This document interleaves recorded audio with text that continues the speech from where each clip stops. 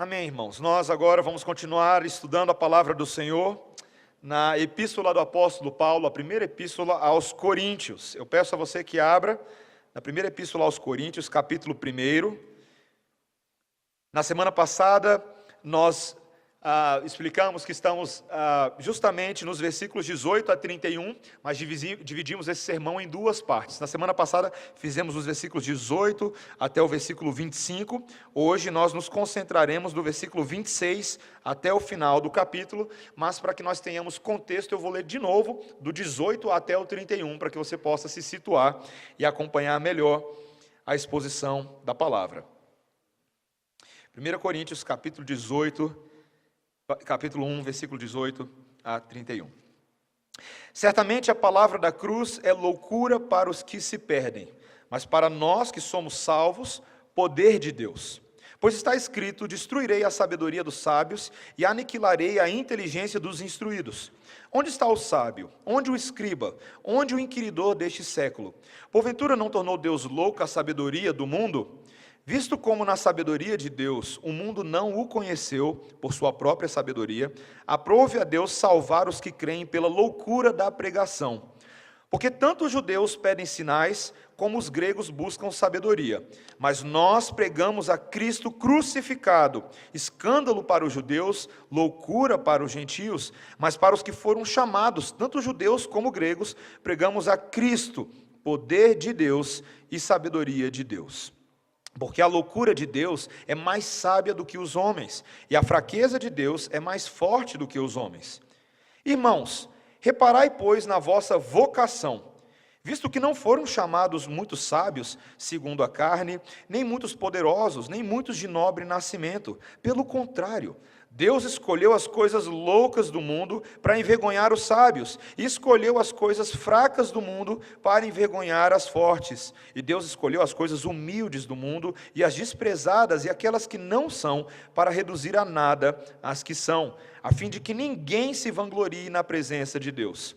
Mas vós sois dele, em Cristo Jesus, o qual se nos tornou, da parte de Deus, sabedoria, e justiça, e santificação, e redenção, para que, como está escrito, aquele que se gloria, glorie-se no Senhor. Amém. Essa é a palavra de Deus. Vamos orar. Senhor, que gloriosa revelação diante dos nossos olhos, que privilégio para nós, como teu povo, podermos explorar as águas da tua vontade para a igreja. Sabemos, Senhor, que muitas vezes não sabemos nadar direito, mas o Espírito Santo é o instrutor e o intérprete. Ajuda-nos, dá graça, Senhor, para que cada elemento aqui contido nos seja pesado ao coração, ao mesmo tempo nos liberte do jugo do pecado e nos abra os olhos para a maravilhosa lei do Senhor. Essa é a nossa oração em nome de Jesus. Amém. A força de um currículo vitae para a contratação no mercado de trabalho é algo que nós precisamos discutir com os nossos jovens muitas vezes. Como eu falei na oração há alguns momentos atrás, muitos estão aí nessa saga debaixo do sol, buscando o seu espaço no mercado de trabalho. E quando você chega lá naquela empresa que vai te entrevistar por alguma vaga que está aberta, alguma posição, o entrevistador espera ver no currículo as habilidades e experiências que adequariam aquele candidato à sua nova esfera profissional. Se ele sabe mexer no Word, se ele sabe mexer no Excel, isso é no passado, né? Hoje todo mundo tem que fazer isso, nem consta mais no currículo. Mas se ele sabe falar inglês, se ele fala espanhol, se ele já fez estágio enquanto estava na faculdade, quantas empresas ele já trabalhou e adquiriu experiência. Mas seria muito difícil imaginar que ao término daquela semana de entrevistas, o entrevistador agora coleta todos os currículos que ele recebeu, e aí ele separa os piores candidatos e aqueles que se saíram péssimos na entrevista. Agora ele se dirige ao diretor da empresa com aqueles currículos debaixo do braço e diz a ele: essa é exatamente a equipe que você precisa contratar para a sua empresa ser bem-sucedida. Não faz nenhum sentido isso, né? Nenhuma empresa na crise brasileira sai do buraco com uma equipe de perdedores. O que você acha que o diretor dessa empresa diria ao entrevistador ali dos recursos humanos? Você é Louco, né? São que você não é, louco. Mas é interessante, meus irmãos, quando nós olhamos para esse texto de hoje, nós vemos um Deus que inverte a lógica dos homens na formação da sua igreja, ao tomar para si, desse mundo de perdidos e perdedores, aqueles que de fato são desprezíveis, aquilo que é totalmente impensado aos olhos dos homens. E assim Deus nos ensina por meio desse texto mais a respeito do seu caráter louco, da sua lógica invertida, de como a sua misericórdia nos constrange, mas como a sua salvação é tão bela e tão acessível às coisas loucas do mundo. Esse texto nos ensina esse padrão do Senhor e nos encoraja, como igreja, a abraçarmos esse padrão. Ele vai mostrar para a gente aqui, o apóstolo Paulo, de 3 maneiras, essa sistemática de Deus, a forma como ele faz. Primeiro, quem ele chamou. Depois, qual o objetivo de ter chamado essas pessoas. E em terceiro lugar, como ele chamou essas pessoas. Quem ele chamou, qual o objetivo de ter chamado elas e como ele chamou. Primeiro, quem ele chamou. Nós falamos na semana passada que a pregação da cruz de Cristo era loucura para esses ouvintes da igreja de Corinto, uma igreja que possuía tanto judeus, mas muitos gregos também. Os judeus achavam escandalosa a ideia de um Messias crucificado, de um restaurador de Israel que foi para uma cruz como um criminoso. Já a sabedoria dos gregos não privilegiava necessariamente o conteúdo dessas verdades, pelo contrário, eles estavam mais interessados na demonstração de retórica, na demonstração de habilidade na fala, lembra que nós falamos sobre isso? E ainda assim o apóstolo Paulo afirma aquela sua tese, ainda que a palavra da cruz seja loucura para os que se perdem, para nós que somos salvos ela é o quê? O poder de Deus. Poder de Deus, tanto para judeus quanto para gregos, para aqueles que são salvos. O poder da morte e da ressurreição de Cristo em favor do pecador. Então Paulo passa a mostrar, a partir agora desse versículo 26, que não foi só a pregação que ele estava trazendo que era algo louco, mas as próprias pessoas que eram transformadas por essa pregação, era algo que seria impensado. Então, a primeira coisa que ele pede aqui no versículo 26 é que os coríntios façam uma análise do seu próprio grupo, da sua própria igreja. Veja o que ele diz no versículo 26, acompanhem comigo. Irmãos, reparai, pois, na vossa vocação, visto que não foram chamados muitos sábios segundo a carne, nem muitos poderosos, nem muitos de nobre nascimento. A vocação da qual Paulo está falando aqui, não é somente aquela vocação, aquele chamado da pregação geral que nós estamos falando. Nós estamos falando da vocação espiritual, que eles foram chamados por Deus à salvação, capturados por Deus à salvação. Então ele fala para os coríntios, dá uma olhada para a sua igreja. Olha quem são os salvos na sua igreja. A que classe social eles pertencem? Que tipo de gente está na sua igreja? E se eles olhassem, eles perceberiam que a maior parte deles veio das classes mais baixas da sociedade. A grande massa de cristãos que se converteram como resultado da obra missionária de Paulo naquela região, em Corinto, era composta em sua maioria por escravos, homens livres, gente simples e gente humilde. Inclusive um comentarista chamado Barclay, ele cita os escritos de Celso do ano 178 depois de Cristo, e Celso, que era um observador da cultura e da história, ele descreveu particularmente os cristãos da seguinte forma: nós os vemos em suas próprias casas, os que vestiam lã, sapateiros e lavandeiros, as pessoas com menos instrução e as pessoas mais vulgares no sentido de serem comuns, as mais ordinárias. Desse modo, o que Paulo está falando é que não são muito sábios, ou seja, os amantes da sabedoria e da compreensão humana que eram os crentes, nem os poderosos, ou seja, os principais, os notáveis das autoridades que aceitaram a Cristo, nem os nobres ou aquelas pessoas das classes mais altas, classe A, classe B de Corinto. que se submeteram a Cristo. A massa era outra, e essa adesão ao evangelho dessas pessoas de posição social mais baixa era uma loucura aos olhos dos filósofos da Grécia, como Paulo enfatiza 3 vezes nesses versículos 27 e 28, veja o que ele diz: Deus escolheu as coisas loucas do mundo, aqueles homens incultos.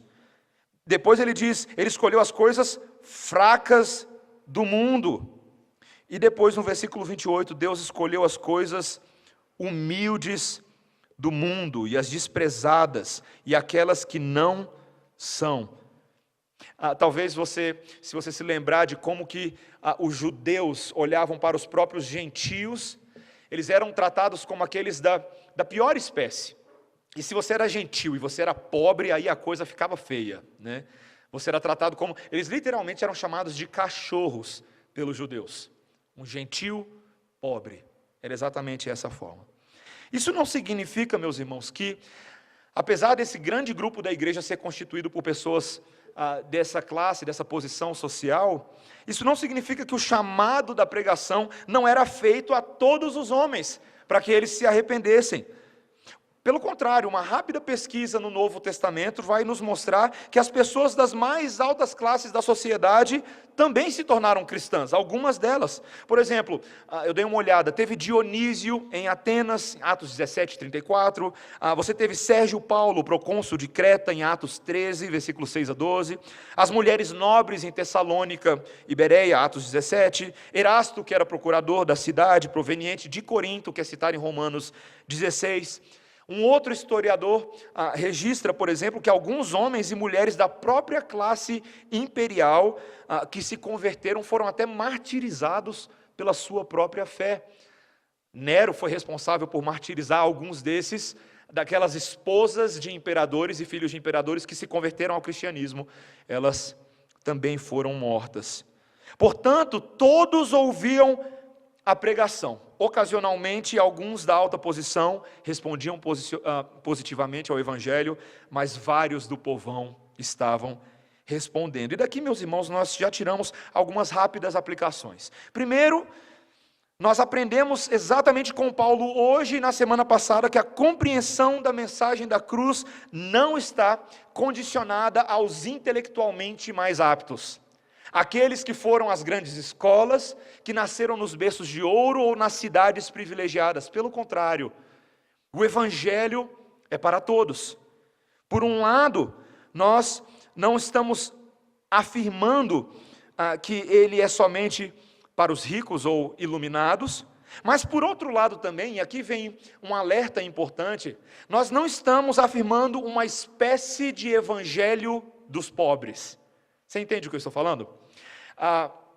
No início do século passado, um movimento muito forte surgiu nos Estados Unidos, chamado o Evangelho Social, the Social Gospel.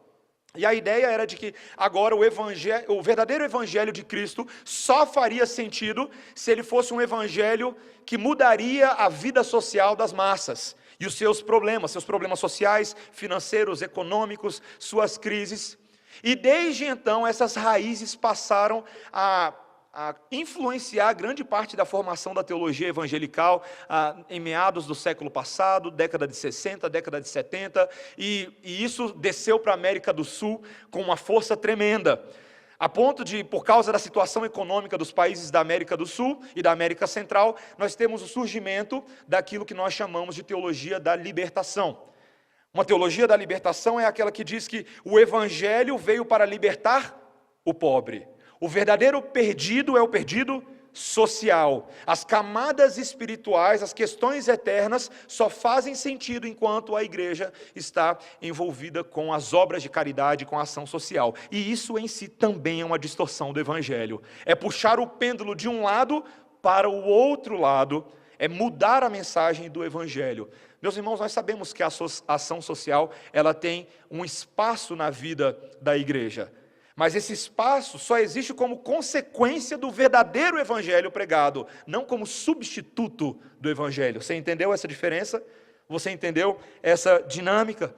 Então, o que o apóstolo Paulo está nos mostrando é que naquilo que diz respeito à pregação do evangelho, eu não prego somente para os necessitados. E eu também não prego só para os bambambãs, eu prego a todos. Queridos, Deus tem vocacionado a sua igreja para compartilhar o evangelho a todo tipo de gente em todo lugar. Você já parou para pensar que hoje o emprego que você tem ou os espaços que você ocupa como estudante, como trabalhador, são o local onde Deus te colocou para naquele lugar testemunhar o evangelho a aquelas pessoas. São aquelas pessoas que vão ouvir por meio dos seus lábios e enxergar por meio das suas atitudes a Cristo. Cristo em você. E essa é uma vocação da igreja.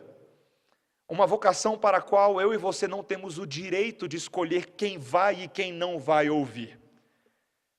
Você no seu dia a dia tem muitas pessoas que passam pela sua história. Tem o porteiro do seu prédio, tem o ascensorista do trabalho, tem a menina que prepara a refeição, tem o seu colega de trabalho, tem o seu chefe. Tem aqueles mais importantes que andam no Uber e aqueles menos importantes. Todos eles são ouvidos que devem ouvir a mensagem do Evangelho por meio da sua vida. E nós devemos ser capazes de aprender a dimensão dessa pregação de Paulo, que pregou a judeus, gregos e a toda sorte de gente indistintamente. Essa é a primeira coisa que nós precisamos ver, que Deus não está necessariamente condicionado a chamar as pessoas importantes e nobres, mas Ele chama também os humildes. Mas para que Deus chamou essas pessoas? Qual que era o propósito de Deus, em segundo lugar, em tentar nos mostrar a seleção desse conjunto de pessoas peculiares na igreja de Corinto? Talvez o mais impressionante do que Paulo tenha falado para nós até esse momento é perceber não somente quem foi escolhido, mas quem escolheu. Veja que Paulo deixa bem claro para nós, e acompanhe comigo novamente, no versículo 26, o que ele diz: Irmãos, reparai, pois, na vossa vocação, visto que não foram chamados muitos sábios, segundo a carne, nem muitos poderosos, nem muitos de nobre nascimento. Pelo contrário, Deus escolheu as coisas loucas do mundo para envergonhar os sábios, e escolheu as coisas fracas do mundo para envergonhar as fortes, e Deus escolheu as coisas humildes do mundo e as desprezadas e aquelas que não são, para reduzir a nada as que são. Percebeu? Quem está agindo espiritualmente por trás dos bastidores, por meio da pregação de Paulo, é quem? Deus. Não é Paulo que está escolhendo, percebeu? É Deus quem soberanamente está operando a sua salvação, e se me permite dizer, a sua eleição, a sua predestinação, por meio da pregação de Paulo. É tão comum quando nós falamos sobre Deus escolhendo pessoas, as pessoas já começam a se mexer no banco aí, né? Porque esse assunto da predestinação, que tem ganhado notoriedade cada vez mais à medida que as pessoas vão se chegando a uma teologia mais reformada, num primeiro momento ele é motivo de controvérsia. Talvez você que é calvinista da jaula hoje, você já esteve do lado de fora dessa jaula um dia, brigando com quem estava dentro, não é verdade?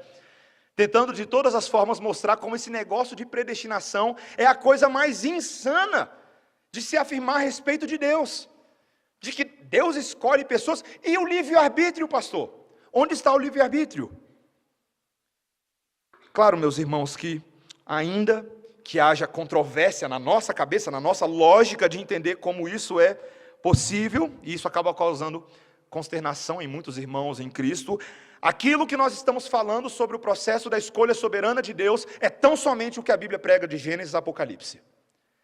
Essa é a verdade inevitável e inescapável, de que os caminhos dos homens neste mundo estão traçados e pré-determinados pelo Deus que escolhe todas as coisas antes da fundação do mundo.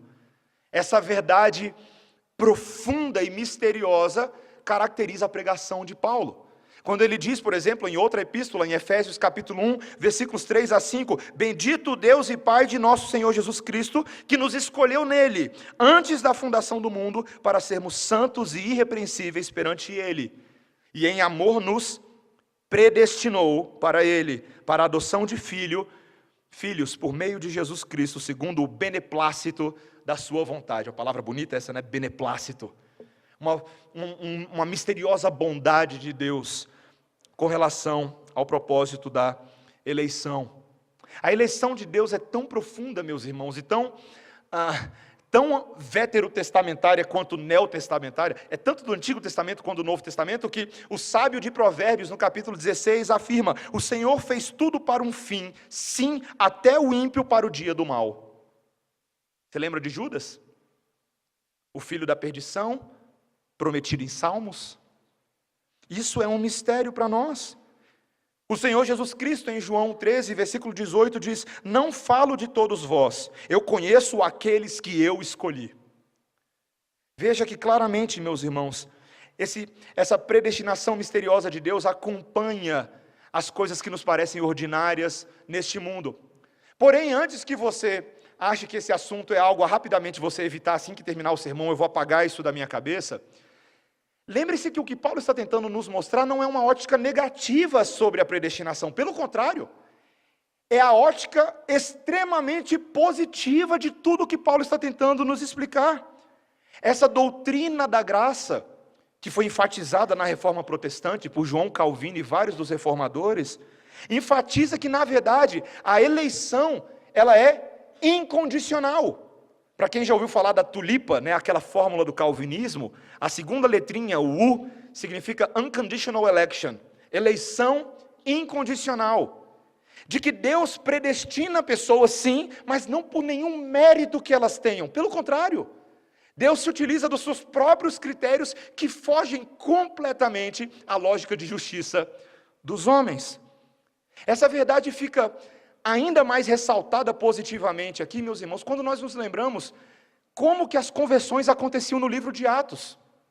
Quando, por exemplo, Paulo, Pedro e vários dos apóstolos, diante do desafio de pregar o evangelho aos gentios, começaram aos poucos a formar discípulos em meio aos gentios. E no momento que os apóstolos se viram livres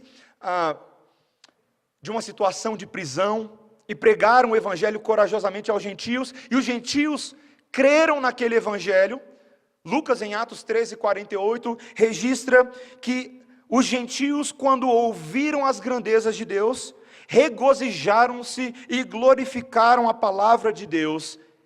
E aí Lucas diz: e creram todos os que haviam sido predestinados para a vida eterna. Nossa!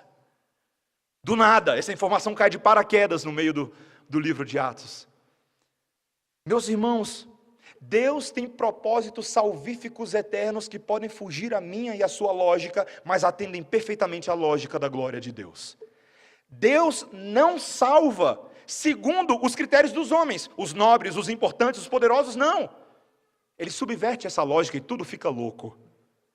Ele escolhe até mesmo gente sem importância, gente que aos olhos dos homens são desprezíveis, mas para Deus são preciosos, porque Ele decidiu enviar o seu Filho para estes, para aqueles que Ele escolheu. E ao fazer isso, meus irmãos, não apenas nós aprendemos em primeiro lugar que Deus está se glorificando na salvação, mas que Deus está também dando algumas lições aos homens. A primeira coisa que esse texto nos mostra nessa sessão é que Deus deseja envergonhar os sábios do mundo. Olha o que ele diz no versículo 27. Deus escolheu as coisas loucas do mundo para fazer o quê? Envergonhar os sábios. E escolheu as coisas fracas do mundo para o quê? Envergonhar os fortes. E Deus escolheu as coisas humildes do mundo e as desprezadas e aquelas que não são, para o quê? Para reduzir a nada aquelas que são. Deus deseja ensinar uma lição aos poderosos deste mundo, de que a lógica do aperfeiçoamento humano, que os humanistas deste século tantas vezes propõem, passa longe da lógica de Deus da salvação. No primeiro século da igreja, uma das grandes heresias que atacou o povo de Deus e ameaçou a pregação da verdadeira fé é aquilo que foi conhecida como gnosticismo. E a apologética cristã, a defesa da fé cristã dos primeiros pais da fé, teve que lidar muito com os gnósticos. E os gnósticos afirmavam, entre outras coisas, que a salvação vinha através de uma iluminação particular. Que alguns poucos iluminados seriam capazes de alcançar e galgar as esferas superiores do conhecimento de Deus, e somente esses poucos poderiam então entrar em contato com a plenitude do divino. Era isso que os gnósticos afirmavam. Mas um desses pais apostólicos, Irineu, em sua magnânima obra contra as heresias, ele combateu o gnosticismo ao afirmar o seguinte: o elitismo espiritual dos gnósticos é destruído pela eterna verdade de Deus aos pequeninos.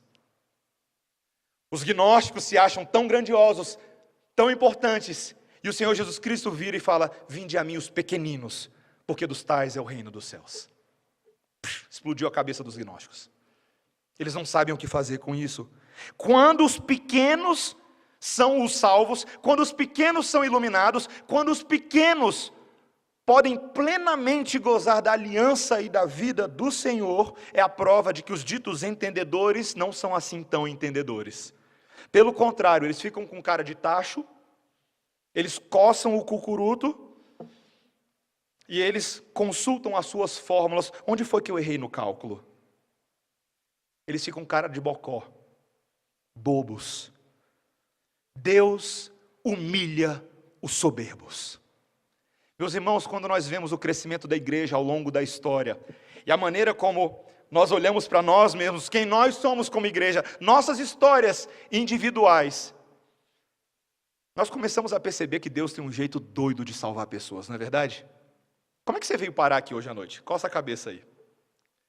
Que história maluca Deus construiu, que aos seus olhos é torta, mas para Ele é retinha. Que história maluca Deus escreveu para você estar sentado aqui hoje à noite? Já parou para pensar nisso? O mundo diz que se você não der os passos certinhos na construção da sua própria vida, você não vai alcançar o sucesso. Deus joga essa fórmula pela janela e escreve cada história maluca que produz glória para o nome dele. Amém? Isso nos dá esperança, não dá? Não te dá uma grande esperança que você está aqui hoje, não porque você é tão bom e iluminado, mas porque de alguma maneira a providência divina na sua vida foi te cercando, te encaminhando, fecha a porta aqui e abre uma outra ali, e de repente você pode adorar o Senhor da glória nessa noite. Isso não é uma bênção? Isso não é uma alegria? Isso também nos ensina, meus irmãos, em segundo lugar, dentro desse segundo ponto, que não somente Deus está humilhando os soberbos, mas ao fazer isso, Ele está cumprindo promessas que há muito tempo, desde o passado, haveriam de consolar o coração do povo de Deus. Promessas de que um dia a justiça de Deus em favor do seu povo prevaleceria. De que esse padrão de inversão em que os altos seriam humilhados e os baixos seriam exaltados, um dia seria a lógica da salvação plena de Deus. E nós lemos hoje a oração de Ana, na nossa leitura bíblica alternada. Aquela mulher que na sua condição natural não tinha condição de ter filhos, ela era estéril, mas o Senhor foi favorável com a estéril. E qual foi o cântico de Ana? Aquela que consagrou o seu pequeno Samuel. No cântico dela, no cântico de gratidão de Ana, ela exalta a eleição de Deus e a inversão dos papéis. Ela diz: os arcos dos fortes estão quebrados e os fracos estão cingidos de força. Os que eram fartos se alugam por pão e deixam de ter fome os que eram famintos. Até a estéril teve 7 filhos e a que tinha muitos filhos enfraquece. O Senhor empobrece, o Senhor enriquece, abate e também exalta. Viu? Deus faz isso. Aqueles que se acham demais, Ele abaixa a bola. Aqueles que reconhecem que não são nada, Ele frequentemente os exalta em Cristo Jesus. Em Isaías 61, nós lemos que essa era exatamente a obra que o Senhor Jesus Cristo, o Messias que viria, haveria de estabelecer. O Espírito do Senhor Deus está sobre mim, porque o Senhor me ungiu para pregar as boas novas aos mansos, enviou-me a restaurar os contritos de coração, a proclamar liberdade aos cativos e a abertura de prisão aos presos. Maria, quando recebeu a notícia de que daria luz ao pequeno Jesus, plagiou Ana. E no Cântico de Maria, o Magnificat, ela afirma: depôs dos tronos os poderosos e elevou os humildes. Quando Jesus interage com seus ouvintes, em João 9,39, ele diz: eu vim a este mundo para juízo, a fim de que os que vêm não vejam mais, e os que não vêm possam ver. Você percebe? Para que Deus faz isso, meus irmãos? Paulo nos dá a resposta no versículo 29, veja comigo. A fim de que ninguém se vanglorie na presença de Deus. O sarrafo subiu um pouco. Antes a gente estava pensando que a questão era a seguinte, né? Os loucos e pequenos falando: é mesmo, chegou a hora da nossa vingança. Viu, seus fortões? Meu pai vai bater em vocês. Mas não. Paulo diz que o sarrafo é mais alto. Ninguém vai se vangloriar. Ninguém. Nem o que se acha forte e nem o fraco. Ninguém se vanglorie na presença de Deus. Toda ocasião para a jactância, para o orgulho, é retirada. Isso lembra, meus irmãos, que nós, de fato e de verdade, na nossa condição natural, nós não temos direito, diante de Deus, absolutamente nada. Nada. É aquela cena de duas crianças brigando dentro do carro, dois meninos brigando dentro do carro, em lágrimas um com o outro e tentando apresentar a causa ao pai. Eu peguei esse lugar primeiro. E aí cada um começa a mostrar os seus argumentos, né? É a mesma tese, argumentos, tribunal está aberto. O pai tentando dirigir na viagem e os dois, tá. Até que ele vira para trás, já não aguentando mais, e o que ele diz? Silêncio! Todos pecaram e estão destituídos da glória de Deus. Já imaginou um pai soltar uma dessa? Mas é o que o nosso Pai nos solta.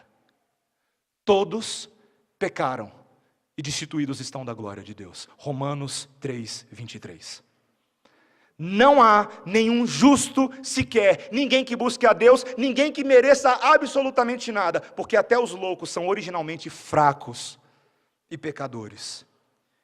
Meus irmãos, qualquer coisa que eu e você achamos que podemos utilizar para impressionar outros, para impor a nossa autoridade sobre outras pessoas, títulos, posições, feitos grandiosos que talvez você tenha alcançado, são trapos de imundícia aos olhos de Deus.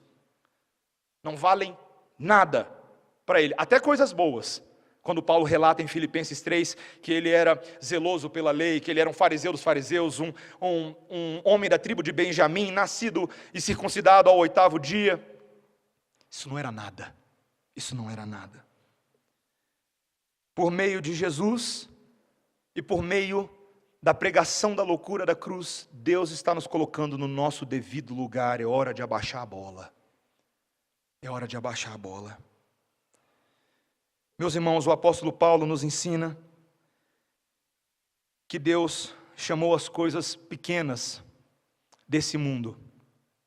E Ele fez isso para envergonhar os fortes e para que somente a glória de Deus fique em evidência.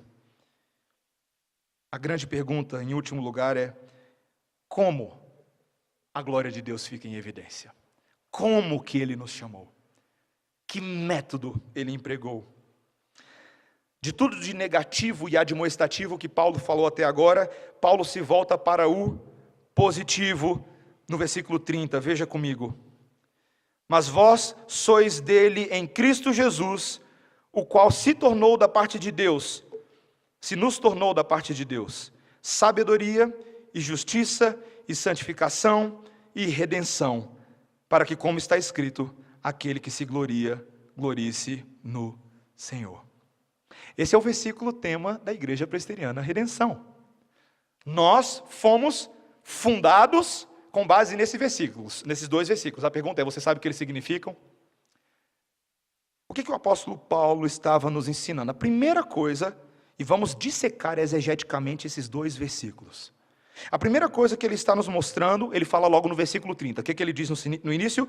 Mas vós sois dele.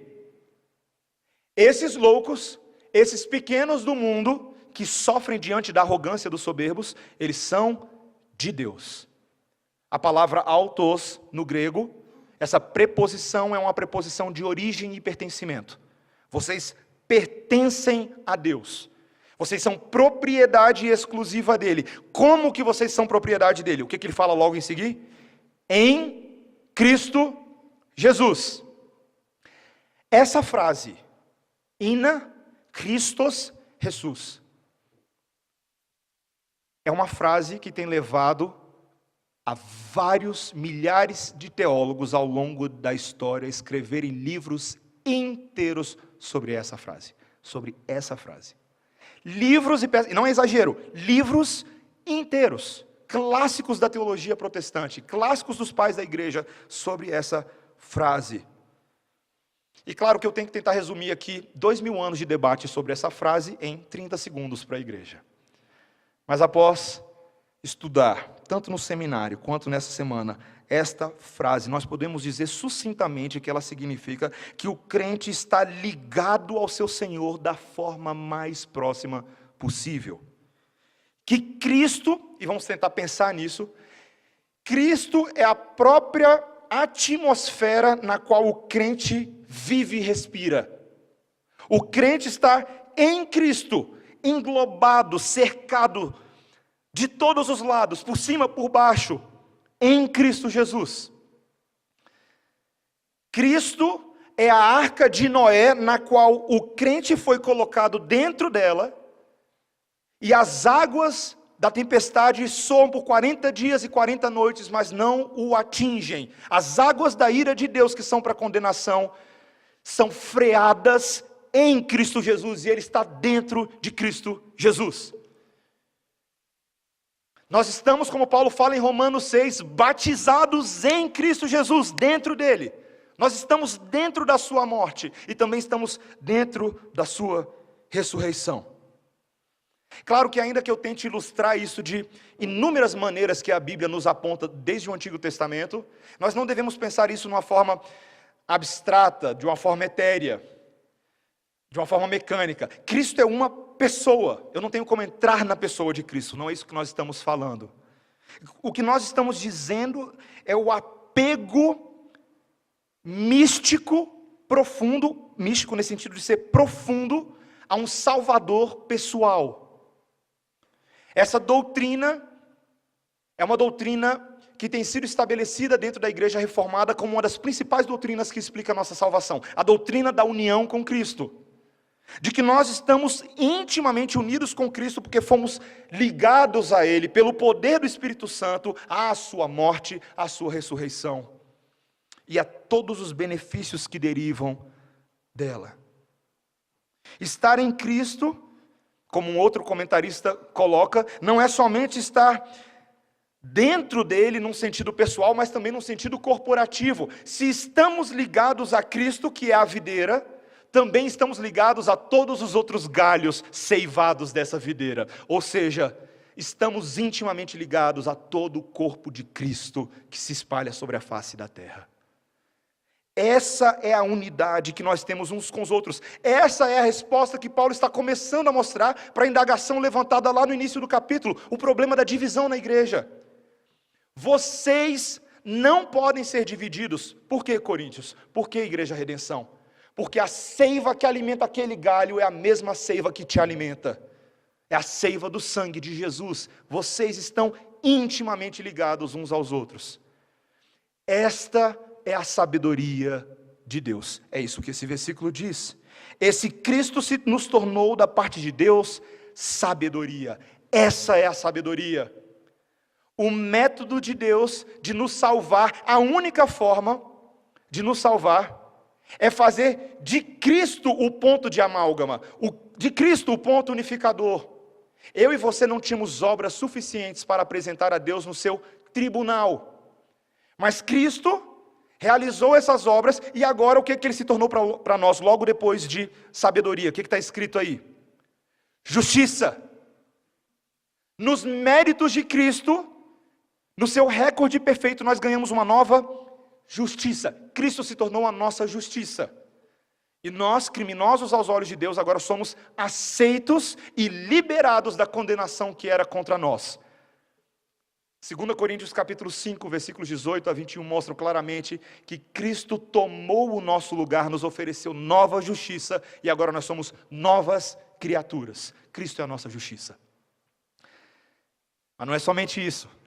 Não é somente que lá atrás Ele realizou uma obra boa. Cristo continua realizando uma obra em nós, porque Ele não é somente a nossa justiça, Ele também é o que no versículo? A nossa santificação.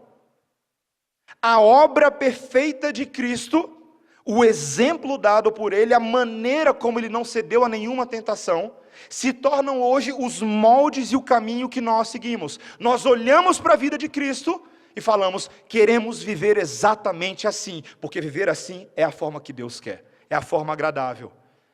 Como podemos fazer isso? No poder de Cristo. Esse poder que é transferido a nós pelo Espírito Santo de Deus e nos dá força, coragem para vivermos como Cristo nesse mundo. Se Ele foi santo e se santificou por nós, nós podemos nos santificar para a glória de Deus. Mas não é somente isso. Cristo também é o que? A nossa, o que está escrito aí?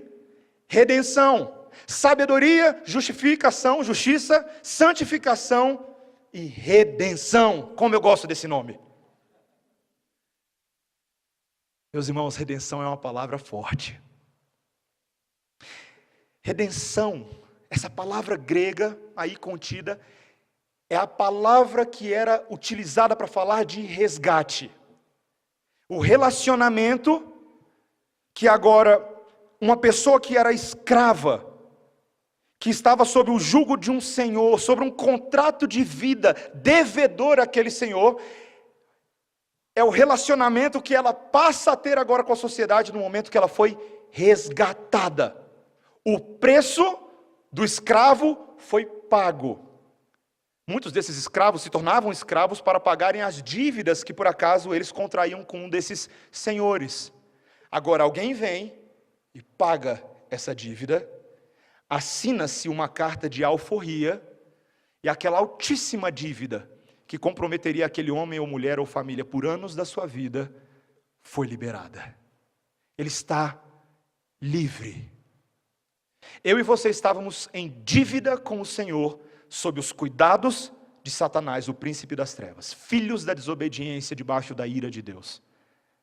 Jesus Cristo, com a sua vida, com a sua santidade, com a sua justiça, Ele veio e pagou a dívida. Ele pagou a dívida. Uma dívida que eu e você jamais teríamos dinheiro para pagar, mesmo que trabalhássemos todos os dias da nossa vida e da próxima. O Senhor Jesus Cristo pagou. Ele pagou. E nós fomos redimidos. Essa é a sabedoria de Deus. Gregos não conheciam, judeus rejeitavam, mas a grande história e verdadeira história que importa nesse mundo é a história da sabedoria de Deus. Eu e você nascemos em pecado. Jesus Cristo, a vida, veio, Ele nos justificou, Ele nos santificou, Ele nos redimiu e Ele haverá de nos glorificar. A ordo salutis, a ordem da salvação que os reformadores escreveram, a ordem, a cadeia de ouro de Romanos 8:30. Aquele que predestinou é aquele que chamou, aquele que chamou é aquele que justificou, aquele que justificou é aquele que glorificou. Deus cuida do processo todinho. Ninguém poderia se salvar se o Senhor não pegasse as coisas loucas desse mundo com a força da sua mão, transferisse as coisas loucas das trevas para a eternidade. E é com base nisso, meus irmãos, que Paulo encerra citando o Antigo Testamento. O último versículo 31 é uma citação do nosso chamado à adoração do culto dessa noite, Jeremias 9, 23 a 24, quando ele disse, para que, como está escrito, aquele que se gloria, glorie-se no Senhor. Ele é a nossa identidade. Seu sacrifício por nós se tornou a nossa identidade. E no passado, meus irmãos, Jeremias, o profeta, estava profetizando contra um grupo de homens que se achavam tão bons, por serem justos aos seus próprios olhos. E assim como Jeremias afirmou, Paulo afirma: aquele que se gloria, glorie-se no Senhor. A palavra Yahvé, o Deus da aliança, o grande eu sou. Você percebe o que Paulo está fazendo? Judeus, gregos, esse Deus do passado, Yahvé, o único e verdadeiro Deus, é este Jesus Cristo morto e crucificado. Jesus é Yahvé. Jesus é Yahvé. Quem quer se gloriar de alguma coisa, glorie-se tão somente de ser salvo por Yahvé, Jesus Cristo de Nazaré. Meus irmãos, uma das histórias das Escrituras Sagradas que eu acho mais preciosas é a história de Sansão. Sansão, um poderoso guerreiro de belos cabelos. Você lembra de Sansão? Homem conhecido pelos seus grandiosos feitos, destruiu um mini exército de filisteus, matou um animal com as suas próprias mãos.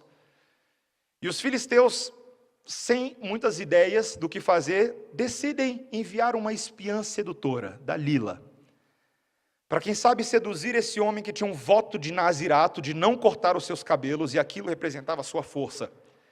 E Dalila engambela Sansão com um papinho muito sedutor.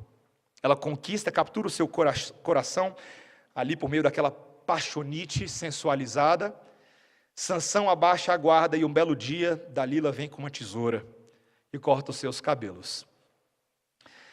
Sansão, assim, no dia que tenta lutar contra os fariseus, contra os filisteus, ele se vê sem forças, ele é capturado, chacoteado, suas vestes são trocadas, ele é tratado como um palhaço da corte. E assim ele foi tratado. Vergonha e dor. Sansão foi colocado num salão para ser a atração do momento. O poderoso guerreiro de outrora, destruído e em frangalhos. Quando os filisteus estão todos reunidos ali, aquele homem Sansão, sem força, lembra-se então de recorrer à verdadeira força. A força de Sansão nunca esteve nos seus cabelos. A força de Sansão sempre esteve no Senhor.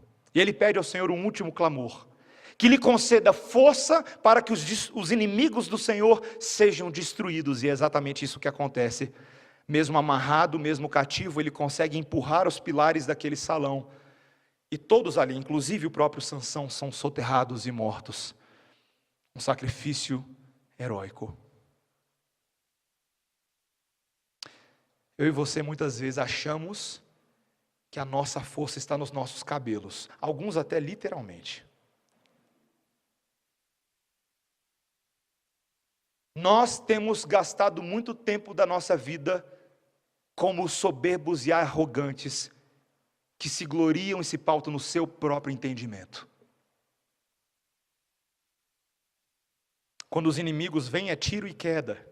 Nós somos facilmente capturados. O pecado prevalece e tem prevalecido na humanidade há séculos.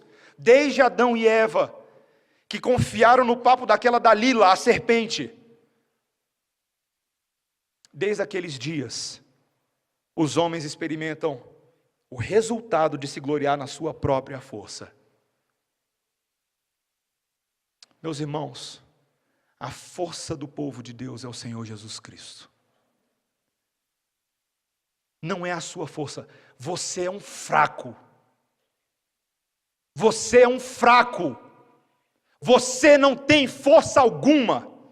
Mas Jesus Cristo é toda a força do Senhor, porque Ele é o Deus Yahvé. E nós precisamos acordar, porque temos gastado muito tempo como um Sansão pré-regeneração. Nós precisamos nos gloriar em Cristo. Urgentemente, mesmo nós que somos salvos por Ele, precisamos nos lembrar que dele vem toda a nossa justiça, não do mundo. Toda a aceitação que nós precisamos é tão somente a de Deus, não a reputação dos homens. O método, o estilo de vida que Deus quer para mim e para você é a santidade de Jesus Cristo, não o estilo de vida do mundão. Porque o Senhor Jesus Cristo pagou o preço do resgate. Eu e você não temos mais direito sobre a nossa própria vida, porque as nossas algemas agora pertencem a Jesus. Nós somos dele em Cristo Jesus. E meus irmãos, ainda que talvez isso possa parecer duro na minha admoestação, para pensar no benefício do que eu estou falando. Você já parou para pensar? Como é que é o seu currículo vitae? Se eu pegar o seu currículo vitae espiritual aqui agora e der uma olhadinha, ele é péssimo. Ele é pífio.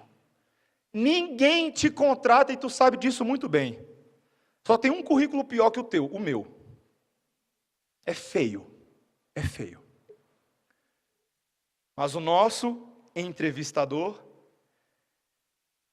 ele nos convida para a entrevista, nos atrai a ela, olha o nosso currículo e fala, deixa comigo. Ele vai até a sala do pai, o diretor de todas as coisas, com seu currículo debaixo do braço, e fala, essa é a equipe da sua empresa, da sua igreja. Talvez o pai, claro que não é assim, talvez ele até poderia perguntar, você garante? Ele fala, eu garanto, eu coloco o selo do meu sangue nesse currículo. Queridos, é assim que nós somos contratados para viver como povo de Deus. Jesus Cristo é a nossa sabedoria, a nossa justiça, a nossa santificação e a nossa redenção. E não há outra forma de você entrar no mercado de trabalho de Deus senão por essa. Não há outra forma.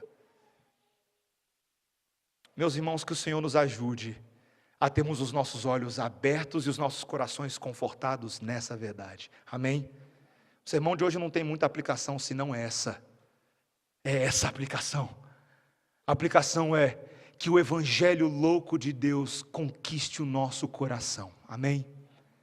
E que nós vivamos assim. Vamos orar. Senhor Deus, que gloriosa mensagem nós temos na cruz de Cristo. Senhor, como é bom saber que os méritos do nosso currículo não são escritos por nós, mas com o sangue, com a pena do Espírito Santo, com o sangue de Jesus. Senhor, nós queremos te agradecer, porque não fomos nós que nos predestinamos, foi o Senhor, quem antes da fundação do mundo escreveu o nosso nome no livro da vida, e de lá ninguém tira.